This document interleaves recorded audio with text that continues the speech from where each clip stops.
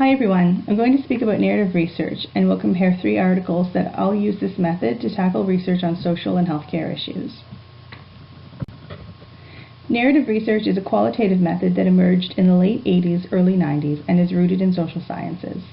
It allows researchers to study the lives of individuals or groups in their natural settings by asking them to provide their stories for examination in the hopes of explaining behaviors or attitudes. Creswell describes narrative research as restoring the information provided by participants into a narrative chronology. Narrative research is inductive in that it usually allows the research and data to shape themes and categories from which researchers can apply theories. Data is gathered through observation, interviews, documents, or audiovisual materials.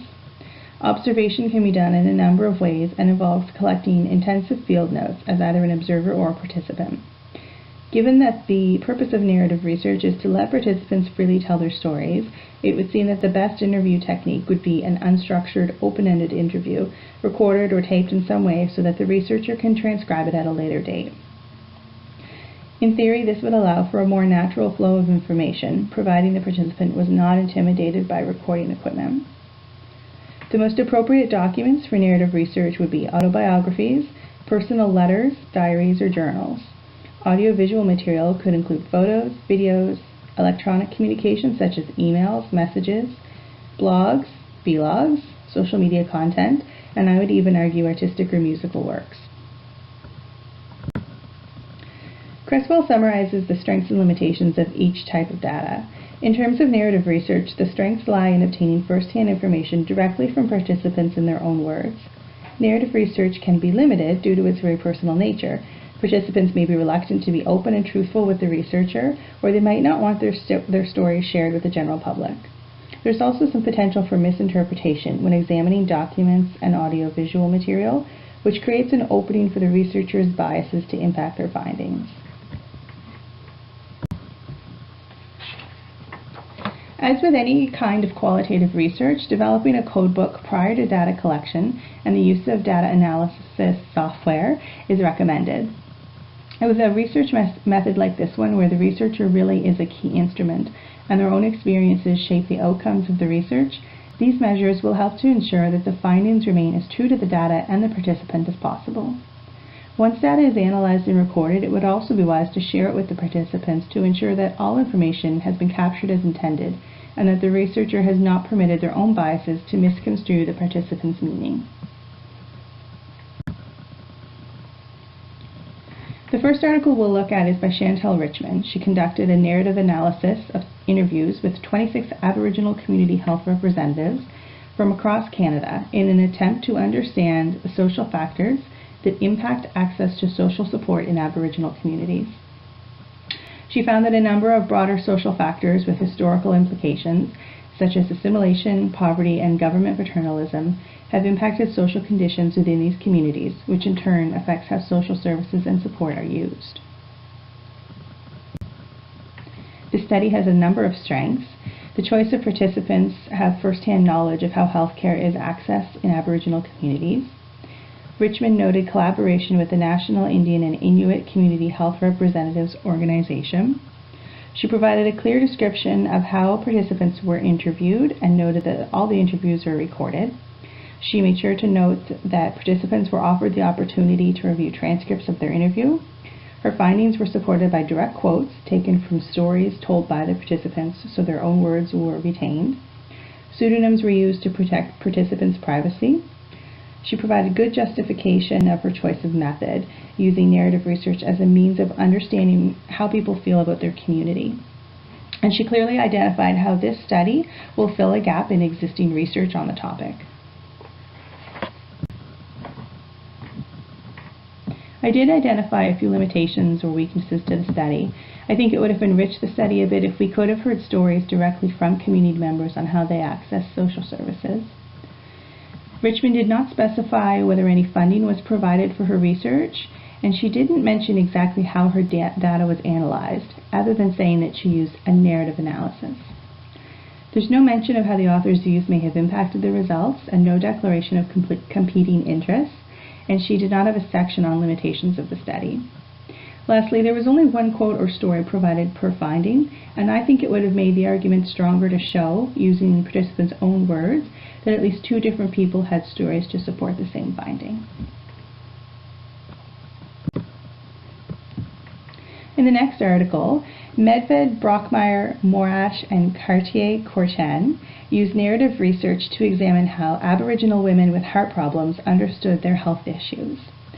The authors used a narrative discursive method to analyze interviews with 16 women from 2 different First Nations communities, all who suffer from a variety of cardiac health issues.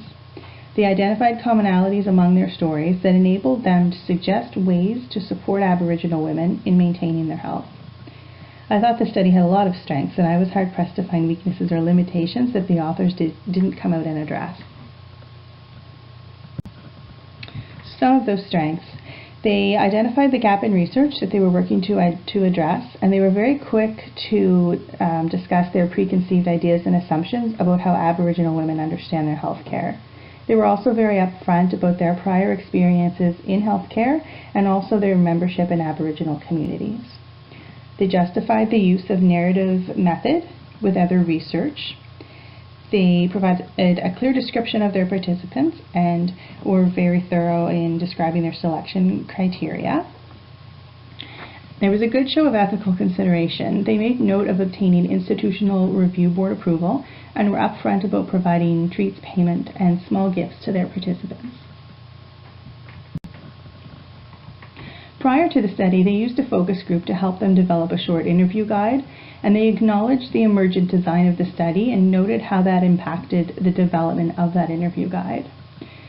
They were also very clear and detailed on their data analysis. They individually analyzed each interview in multiple stages and compared their pilot interpretations against their working interpretations. They provided a summary of their findings to Aboriginal stakeholders for feedback as an added layer of ethical consideration of the Aboriginal culture.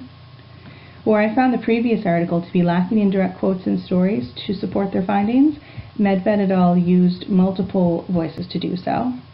And lastly, they included a section on limitations of the study, also a section on conflicting interests, and noted that they received funding from the University of Manitoba. I did wonder if hearing stories from a wider variety of communities might have enriched their results. Not necessarily a larger sample size, but maybe a few people from more diverse communities across the country. In our last article, Elaine Chan spent 2 years conducting a school-based narrative inquiry to study the struggles faced by Chinese Canadian students trying to navigate their identity between school and family. Chan focused on one female middle school child, looking specifically at how her identity would be impacted by her school experiences and her home experiences, and whether the two would mesh or conflict.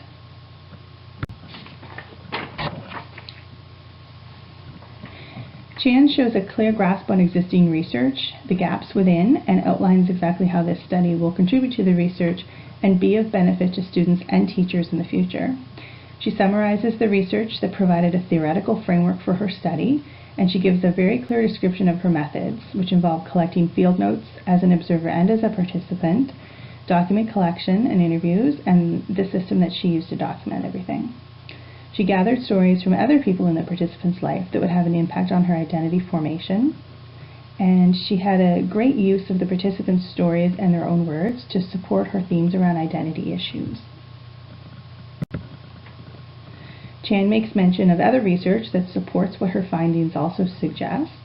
She justified the use of narrative method as it enabled her to understand some of the nuances of the participant's life as both an immigrant and as a student, and how different events might impact her formation of identity. Chan was careful to include their homeroom teacher in planning questions for interviewing classmates, and she also reported on potential conflicts. For example, when one of the participants' teachers reported her family to child services. I think this kind of transparency was really smart. And lastly, she was very clear, as I mentioned earlier, on how this study will help teachers working in diverse classrooms. I think it was possible that Chan may have become too close or attached to her research subject. Some of the language that she used suggests she was very fond of her participant. She also noted that she'd run into her and her fellow classmates outside of school hours in the community. Jan also noted that she felt a sense of responsibility to the participant and that she shared her feelings and frustrations on a number of different occasions during her time with her.